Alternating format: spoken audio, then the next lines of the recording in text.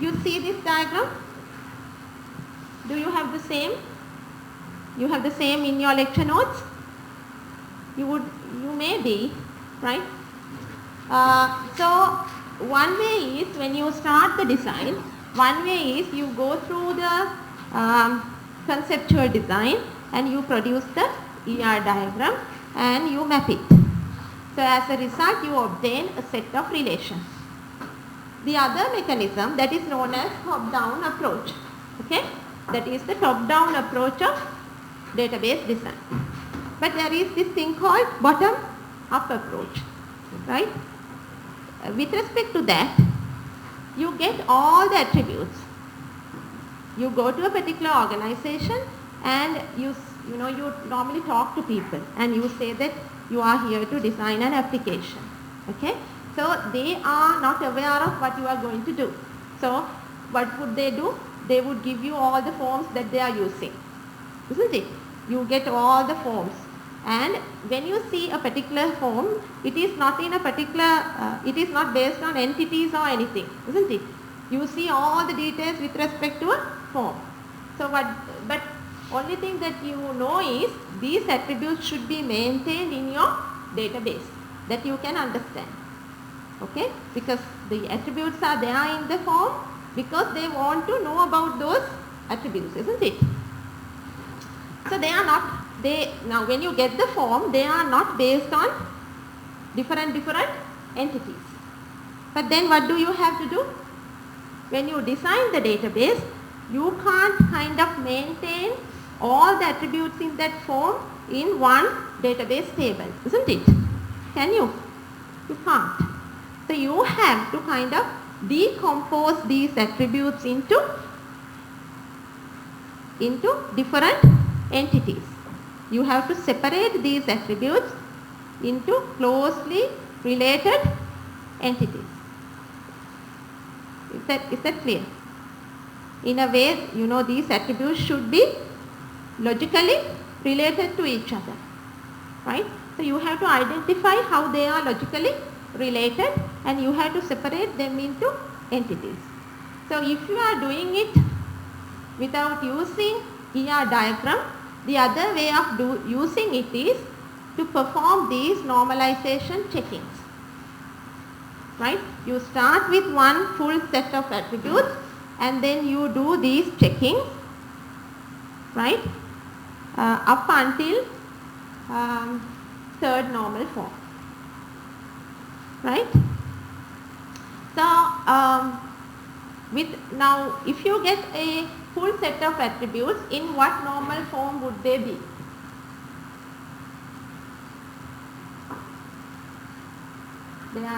There is no normal form with respect to, if you get a full set of attributes, they are not in any sort of normal form. That is unnormalized. We call it zero normal form, but which means that it is unnormalized. Okay. So for example,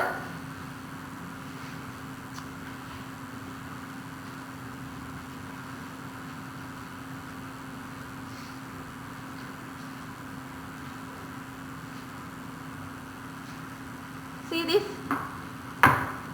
Here you get part number, purchase order number, purchase order date, employee code, supplier number, supplier name, part number, part description, part quantity, everything is there together, right? Okay, so there are details about the purchase order, there are details about the supplier, there are details about the part number. What do you notice here? There are repeating groups, isn't it? See, with respect to one purchase order, there are many parts, right? What do you see this as? Is this a normal form? Is this in a particular normal form? This is unnormalized. Why? This is in unnormalized form. Why do you consider this is in unnormalized form? There cannot be repeating groups, okay, if it is in normalized form. Repeating groups should be eliminated. That is, the fundamental concept, right? That is an inherent model-based constraint in relational data model. What is it? There cannot be each and every attribute value should be atomic, isn't it? Each and every attribute value must be atomic. That's why we separate. We have this thing called multi-valued attributes. We identify them and we do the mapping accordingly. That is the reason. Is that clear? So this is not in any normal form. This is in zeroth normal form. So when we go for data gathering, when we go to find data requirements, this may be the kind of information that we receive. Okay. So in order to develop a database application, what do we have to do? We have to understand the tables or the relation, a set of relations that should be created in the database. So we are going through the normalization process. You know that we can't straight away produce the third normal form. You know that. How do we have to do that? We have to go through each and every phase of the normalization process. First we place this, we produce the first normal form, then we produce a set of relations compatible with the second normal form, and then we do further checking. So with respect to each and every normalization phase, what do? We do checkings. Is that clear? What do we check for? In order to put this into a first normal form, what do we check? What do we check? In order to put this sort of a relation to first normal form, what do we check? We check whether there are repeating groups, right? If there are repeating groups, what do we have to do? We have to eliminate the repeating groups. When we eliminate the repeating groups, what will happen? We create a set of relations which are in the first normal form. Is that clear?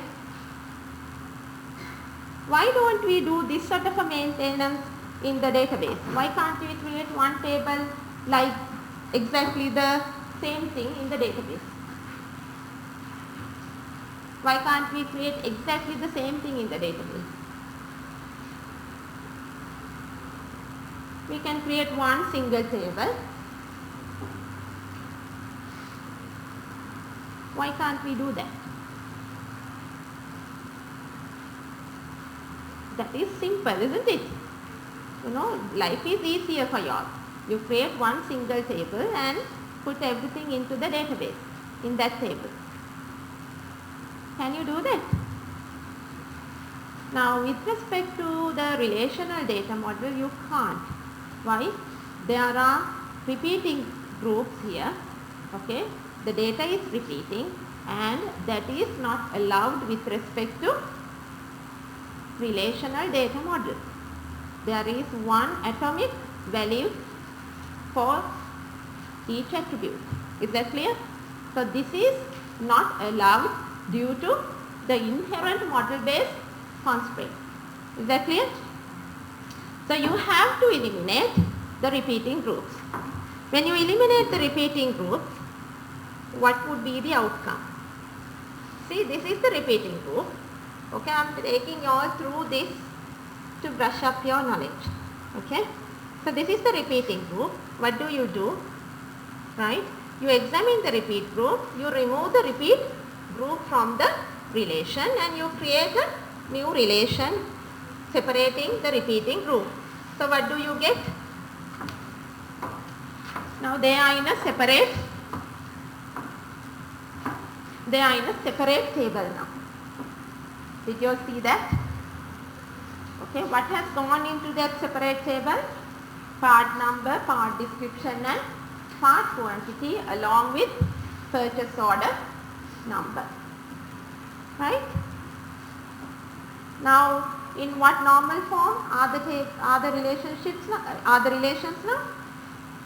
They are in the first normal form. Why? There are no repeating groups. Is that clear? Right. Why can't we create these two tables in the database now? What's wrong with this? Why can't I create purchase order table and purchase order part? Suppose, see, as a database developer, I create these two tables in my database, right? You, as a person who knows about database fundamental theory, you say to me that this is wrong. Why would you say to me that this is wrong? Based on what circumstances would you come and tell me, okay, don't create these two tables in the database table as it is, it has got these problems.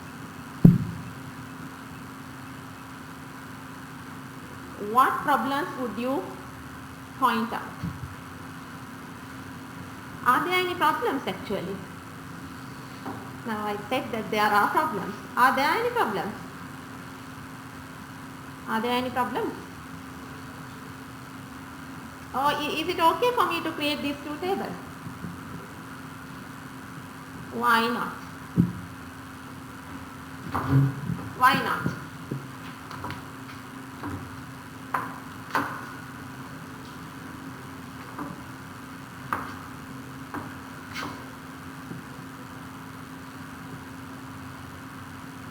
See, there are a number of problems, right?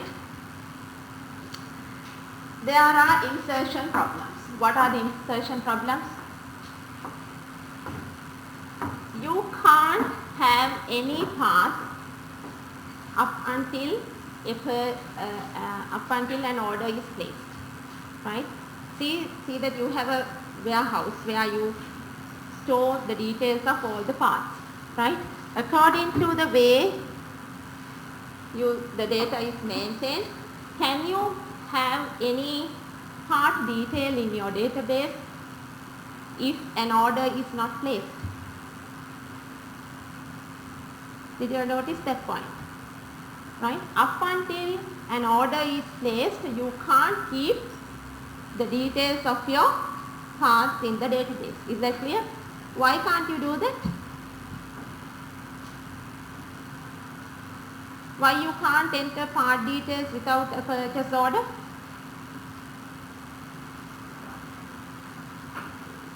Purchase order and part number, they form the primary key of this table, isn't it?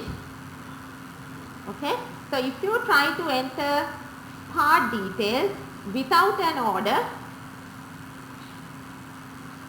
the primary key, part of the primary key would be null, which is not allowed in the constraints. Is that clear? So, there are problems with respect to insertions. What is? Delete problem. If a purchase order is cancelled, what will happen? The part details would also be gone. Did you all notice that? P7. Okay. So there is only one purchase order for pins. See P7. P7, there is only one purchase order for pins. Right? So if that person cancels the order, what will happen? We have to get rid of that tuple, which means that all the details about P7 or pins would be gone.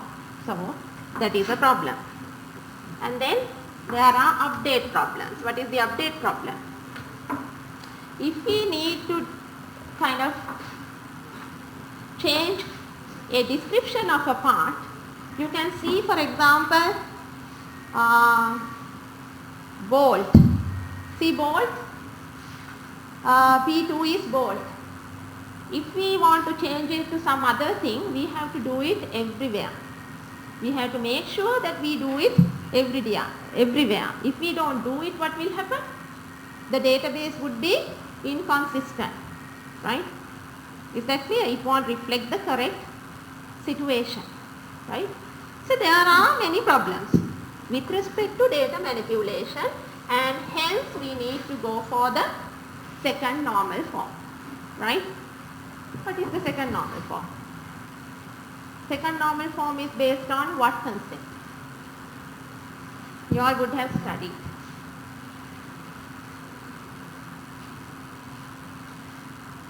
What is the concept for second normal form? Full functional dependency, that is the word. The second normal form depends on the concept of full functional dependency. What is meant by full functional dependency? What is meant by full functional dependency? You all would have studied. Now you will have the exam in 3 weeks time. What is this full functional dependency mean? What does it mean? You have the primary key, right? So each and every attribute should depend on the full primary key, right? But not part of it. Did you get the point? Each and every other attribute should depend on the full primary key and not part of it. That is what is meant by full functional dependency. Let me show you all an example. See this employee ID and project number would determine the number of hours that an employee has worked on a particular project. Okay? Suppose that there are employees, they are working on different projects. So in order to find out who has worked on a particular project for how many hours, we may maintain a table, right? In that table we may have employee ID and project number and then number of hours. In order to determine who has worked on what project for how many hours, right, we need both employee ID and the project number. So that is what sort of a primary key is that? It is a composite primary key, right? And you know that number of hours would fully dependent on this composite primary key and not part of it. If we eliminate employee ID or if we eliminate project ID from this primary key, that dependency would not hold. Is that clear? This dependency won't be there if we eliminate one of the attributes. Is that clear? But unlike the other case, see, employee ID and project number would determine employee name. We say that. Is that so? Even if we remove project number, still employee ID can determine employee name, right? So employee name is partially dependent on the primary key. Is that clear? Employee name does not fully dependent on the composite primary key which has been given as employee ID and project number. Employee name, even if we remove project number, employee ID alone can determine the employee name. Is that clear? So that is what is known as, that is the concept of full functional dependency. Now here, for example, how would it get related to this? Part description, would it depend on the purchase order? Would it depend on the purchase order? Part description? Do you all think that part description would ever depend on both the purchase order and the part number? Part description would depend only on the part number, right? Although there is a composite key here, part description would only depend on the part number, or only part number would determine the part description. So what is that relationship? There is only partial dependency on the primary key. Is that clear? There is no full functional dependency. Is that clear? Okay. But if you consider part quantity,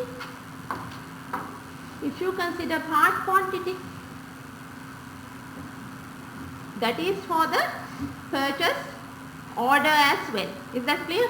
Because different purchase orders would have different part quantities, right?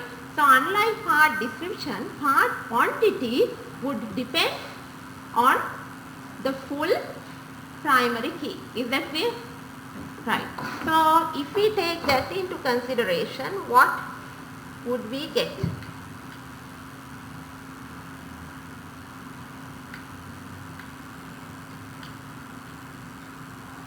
See, this is what we get when we do the second normal form with respect to that particular relation. And if we consider everything, we will end up with 3 tables. Is that clear? So initially we had only one single relation. After going through the first normal form, we got 2 relations. After going through the second normal form, we got 3 relations. Is that clear? Now what did you all notice with respect to second normal form? It is based on full functional dependency of the primary key, and that will become applicable when the primary key is composite. Is that clear? That will become applicable when the primary key is composite. We had a composite primary key, so we check whether each and every non-primary attribute would depend on the full primary key. Is that clear? And based on that checking, we managed to further decompose this into 2 other relations. So altogether now we have got 3 relations. Is that clear? Is that it? Are there any other problems in this set of relations? Are there any other problems in this set of relations? Can I create these 3 tables in my database now? Can I go and create these 3 tables in my database? Can I terminate the normalization process now? Why not? Why not? So what's wrong with this? Are there any other problems? What do you all think is the problem? See the purchase order relation. See the purchase order relation, PO. What do you see? Purchase order number, purchase order date, employee code, supplier number and supplier name. What do you think? Again, there are problems with respect to data manipulation, right? What are the problems? Because of the time constraint, let me explain. We cannot insert any suppliers until an order is placed, right? Because suppliers are associated with purchase orders, right? Is that clear? And again, as in the previous scenario, here also if a purchase order is cancelled, we will lose data about suppliers.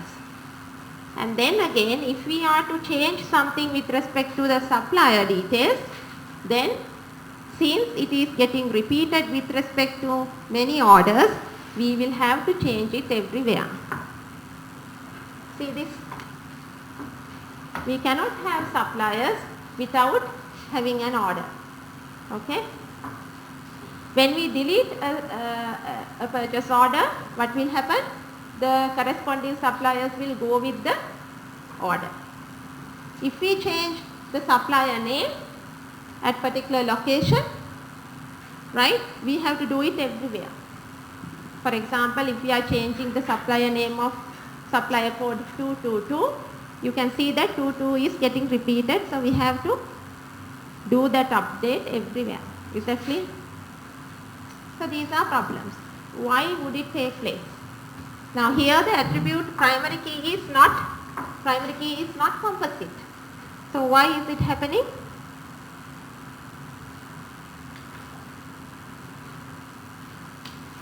Why is it happening? Because there exist relationships among non-key attributes. Right? There are relationships or there are associations which are there with respect to non-key attributes. What are the non-key attributes here? See, for example, supplier number is a non-key attribute and supplier name is a non-key attribute. So what is the situation here? Supplier name would depend on what attribute? Supplier number attribute, isn't it? So there are relationships or associations among non-key attributes. Is that clear? So that sort of relationships should be taken care of. Okay? So we call it as transitive dependencies. Right? We call it as transitive dependencies. What is meant by transitive dependency? A determines B and B determines C. Okay? So if we keep all A, B, C together, there exists this transitive dependency. What is the transitive dependency? The functional dependency between B and C. Is that clear? Right? That should be taken out. Is that clear? So the concept of third normal form. What is the concept of third normal form? Transitive dependency. We have to take care of transitive dependency. So how do we tackle it? If we identify that there is a transitive dependency, we have to create a separate relation for that. Okay? So with respect to this, what do we get? We get two other relations. One is purchase order, the other one is supplier. We have created a separate relation based on the transitive dependency. Is that clear? Is that clear? Right? So eventually what have we ended up? We have ended up with 1, 2, 3, 4 tables. Right? Initially we started with a full set of attributes and we went through number of checkings and then we converted this into third normal form. And these are the set of relations that you would get as a result of third normal form. Is that clear? Is the idea clear? Why we are doing what we are doing? Right. So if that is so, with that in mind, let's have a look at one of the questions here. Right. This is I took from 2009 paper. We have been given a set of functional dependencies. CE would determine D and D would determine B and C would determine A. Right. What would be the candidate key or which attribute or attributes are suitable to become the primary key of this relation? Right? What do you all think? Can D be the primary key or can D be a candidate key? Can D be a candidate key? Huh? What do you think is the candidate key? It is CE, right? The candidate key here is CE. Why CE? CE would determine D and D would determine B and partially C is determining A. But you can have all the attributes if you take CE as the candidate key, right? Okay.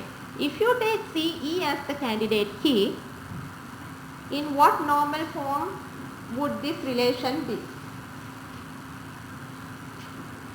Okay, in what normal form would this relation be?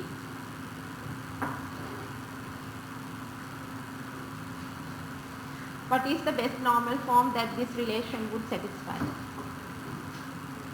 Huh?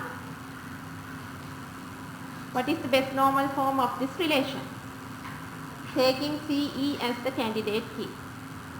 Now hope you all would have understood why we considered CE as the candidate key.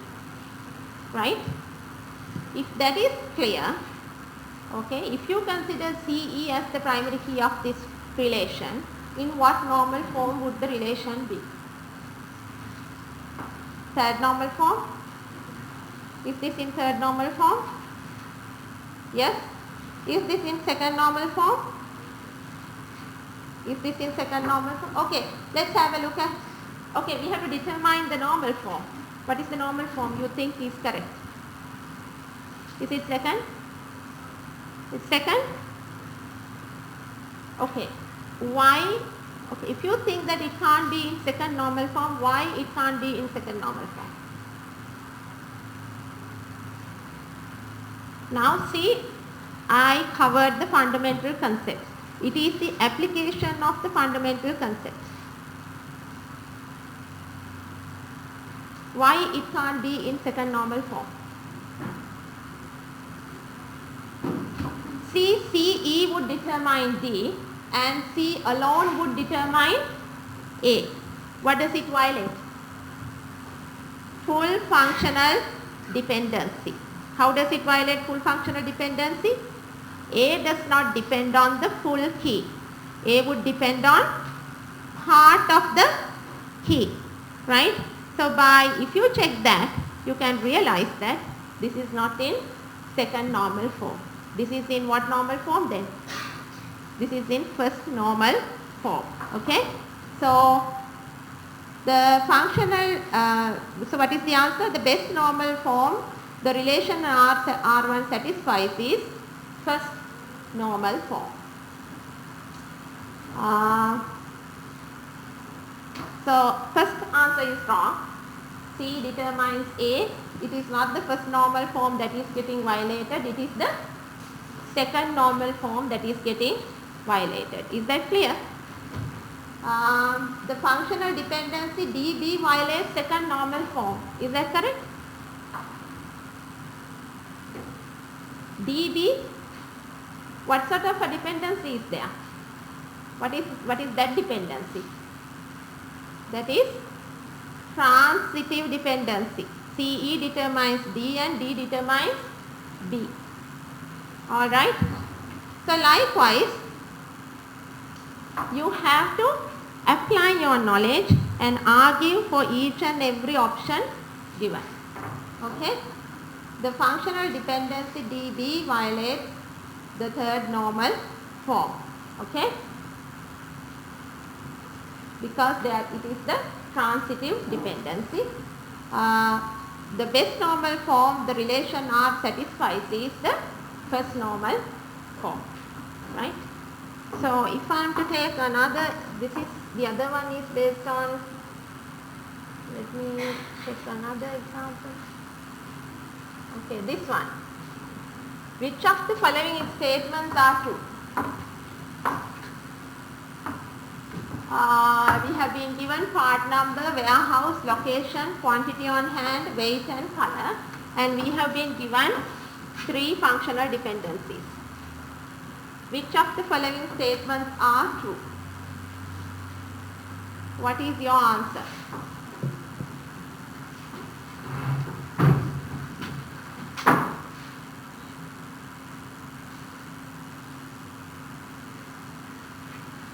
What is your answer? The functional dependency FD1 violates second normal form. What do you all think? Is it correct? The first statement? The functional dependency FD1 violates second normal form. What do you all think? Does it violate the second normal form? Tell me. What is the primary key? Part number and warehouse. What sort of a primary key is that? What sort of a primary key is that? A composite primary key. So, you have to be very careful with respect to the second normal form when there is a composite primary key. Why? You have to check for what aspect? Full functional dependency. You can see how it has got violated. How? Weight and color would depend only on the part number. Location would only depend on the warehouse. Is that clear? So can you see that all attributes as having full functional dependency on the primary key? No. Some of the attributes are violating it. So what can you say about this? You can straight away say that you don't even have to think about it. When you see these functional dependencies, you can straight away say that this is not even in second normal form. Very simple. So this is in first normal form. So functional dependency FD1 violates second normal form is the correct answer. Is that clear? Anything else? The functional dependency FD2 violates first normal form. That is wrong. The functional dependency FD3 violates third normal form. Is that correct? The third statement, is it correct? Functional dependency 3 violates third normal form. What is the concept behind third normal form? What is the concept behind third normal form? Transitive dependency. Are we talking about transitive dependency here? Do you see any sort of transitive dependency here? Do you see any sort of transitive dependency here? No. It's all about full functional dependency. Right? So the third one is wrong. D is wrong. C is wrong. The functional dependency FD3 violates third normal form. That is not true. D, the best normal form that inventory satisfies is first normal form. What do you all think about it? Is that correct? Is it correct?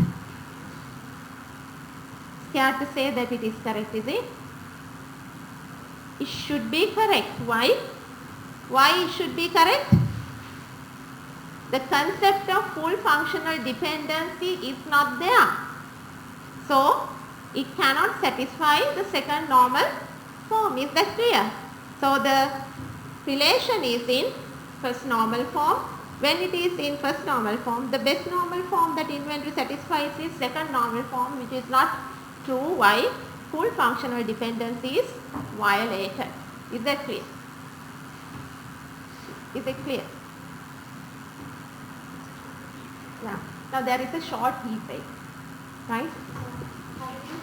10 minutes. Can you all come back in 10 minutes time?